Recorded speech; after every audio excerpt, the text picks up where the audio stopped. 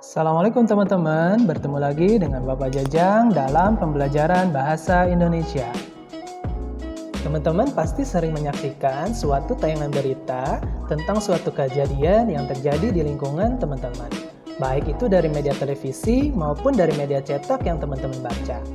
Ternyata berita yang disajikan baik di televisi maupun di media cetak telah melewati beberapa tahapan loh.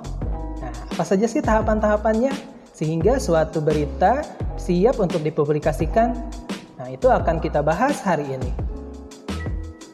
Tahapan yang pertama adalah mengumpulkan data dari berbagai sumber. Data-data tersebut dapat wartawan peroleh dari berbagai cara. Salah satunya bisa datang langsung ke lokasi kejadian atau melakukan wawancara terhadap beberapa orang yang berkaitan dengan peristiwa tersebut. Setelah data-data yang diperlukan sudah terkumpul, masuk ke tahapan penulisan berita. Nah, pada tahapan ini ada beberapa hal yang perlu diperhatikan. Sebuah berita seharusnya berisi unsur apa, di mana, kapan, siapa, mengapa, dan bagaimana. Nah, jawaban dari 6 pertanyaan itulah yang kemudian disusun menjadi suatu teks berita. Selanjutnya, masuk ke proses penyuntingan teks berita. Penyuntingan berita dilakukan jika masih ditemukan beberapa kekeliruan dari berita yang kamu buat.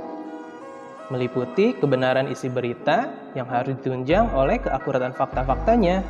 Lalu, kelengkapan isi berita yang meliputi unsur-unsur berita yaitu apa, di mana, kapan, siapa, mengapa, dan bagaimana. Lalu, kelengkapan struktur meliputi kepala berita, tubuh berita, dan ekor berita. Dan yang terakhir yang harus disunting adalah penggunaan bahasa, meliputi keefektifan kalimat, kebakuan kata, dan ketepatan ejaan, serta tanda baca. Setelah proses penyuntingan selesai, selanjutnya masuk ke tahap terakhir yaitu membaca teks berita. Pada tahap ini ada beberapa hal yang harus diperhatikan. Sebelum berita dibaca, seorang pembaca berita harus memahami terlebih dahulu berita yang akan dia bacakan. Selanjutnya, sebuah berita harus disampaikan secara utuh, tidak sebagian-sebagian. Selanjutnya, saat membaca berita, volume suara harus maksimal. Perhatikan intonasi, artikulasi, serta penjedaan antar kalimat. Dan yang terakhir, perhatikan ekspresi dan mimik wajah. Sesuaikan dengan situasi yang sesuai dengan berita. Bagaimana teman-teman? Sudah paham kan tentang bagaimana proses suatu berita sampai dipublikasikan? Jika teman-teman ada yang ingin tanyakan, silakan bisa menghubungi Bapak via media sosial Bapak ya. Terima kasih semuanya, semoga bermanfaat ya. Wassalamualaikum warahmatullahi wabarakatuh.